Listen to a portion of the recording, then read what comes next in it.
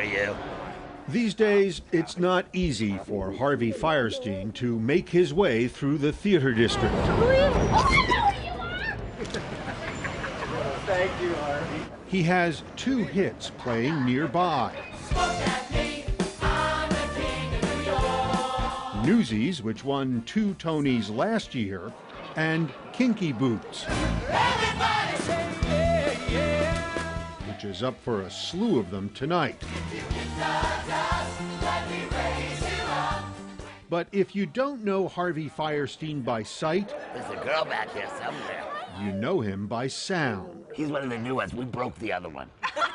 His voice was once compared to, quote, a deep-throated jazz diva who has just tossed back a double bourbon, unquote. One of my favorites was a 6th grader in shop class learning to use a rasp.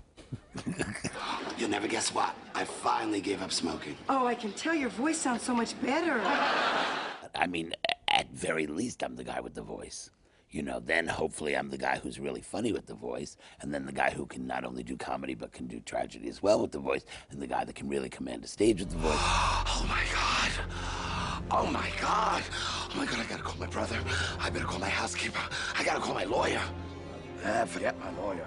He comes by the voice naturally. I have double chords. We all have double chords. You have your real vocal cord, and then you have a false chord over. My false chords are overdeveloped, and so you get a double voicing is actually what you hear. This is your hood. This is definitely my hood. This is definitely where I belong. Fierstein's voice has served him well, first on stage, then in film, then on a soapbox. It is a career that began improbably. I was a soprano in a professional boys choir before my voice changed. Oh. Oh, I'm quite the musical person. And boy, did that voice change. And boy, did that voice change. Come on over here. Of course, it is not just the tenor of the one-time soprano's voice that has allowed Harvey Fierstein to be heard so loudly and clearly. It is his words. Have a gander at me, Charlie. I wouldn't trust me to babysit a cactus. His script for Kinky Boots has earned him his latest Tony nomination. It's the story of a boy and a boy in a dress who team up to make kinky boots for transvestites.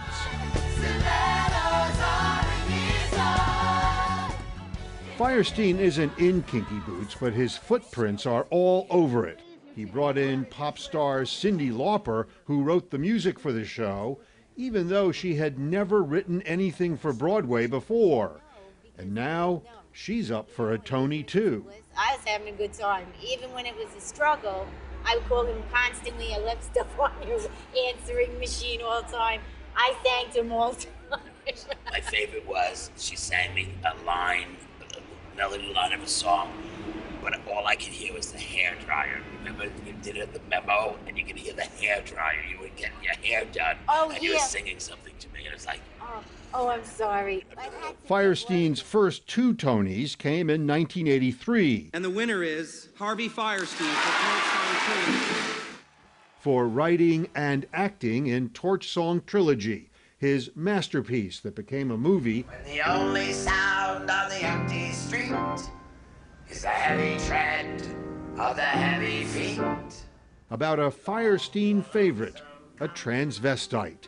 Critics said it was the first time a gay character was portrayed as something more than a silly, mincing stereotype. Oh, Ma. You might meet a nice girl someday. You never know. Believe me, Ma. I know. Life's not worth a damn. The next year, Fierstein won for writing La Cage aux Folles, the wildly successful story of 2 gay men facing a crisis in their relationship. The reaction to the show seemed to surprise him. Now, you said it's still quite extraordinary to realize that all these people from Westchester, a suburb of New York, are cheering wildly for 2 gay men on stage. Because we'd never seen a love song between 2 men, and that was a real leap. Harvey Fierstein! His 4th Tony was for what was perhaps his best-known Broadway role, and once again, he played it in a dress. That's him being made up, made over, and made into Edna Turnblad. You can't stop my happiness, 'cause I like the way I am. The overstuffed and slightly overbearing female lead in Hairspray. So what is it about you and drag? You know, fate. Fate. I mean, you know, I was aware of being gay very early age and had no role models at all. So you had to make up ones of your own. For me, I guess on some level there was the identity with the feminine. And it was drag that lifted his career beyond Broadway. Daniel, hi. Could you make me a woman? Honey, I'm so happy. His role in Mrs. Doubtfire made Harvey Fierstein a household name for millions of moviegoers. Matchmaker, matchmaker, make me a match. Find me a find, catch me a catch. Fierstein has done as much in show business as anyone could hope for. In a thundering herd, we feel a lot like cattle. But his career almost ended in the darkest days of the AIDS epidemic. Well, I lost almost everyone I loved. I mean, I lost lovers, I lost friends, just from the cast of Towards Some, I think we lost 4 or 5 people. From the cast of Lacage, a few people. I had the ashes of 3 or 4 friends buried in my backyard. He all but stopped writing for the theater, stopped acting, stopped pretty much everything except drinking. How did you come out of that period in your life where you were drinking and not writing and... I almost died. That's how you come out of those periods. You hit bottom. You hit bottom. And then at some point you say, my choices led me here. I can no longer be in charge. I'm not good at this.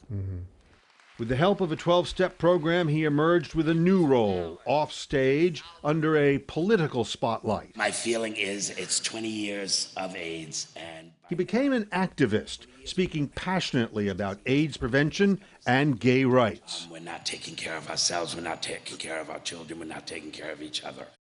And while he is still active today, he no longer considers himself an activist. I wasn't getting anything done. An activist at some point, you stop calling yourself a chef when you never put this food on the table. Did I have some effect on some stuff? Maybe, but I never got the dinner on the table, so cut that off the list, Mary. But you got a lot of stuff on stage. But I get a lot of stuff on stage. Hello, how are you? And that's why he has to stop so much when he's walking around the theater district. He's lucky that way. Everyone has a tough time getting to Broadway, but only a few are successful enough to have a tough time getting around Broadway. Hello, how are you? Oh, you did good, thank you.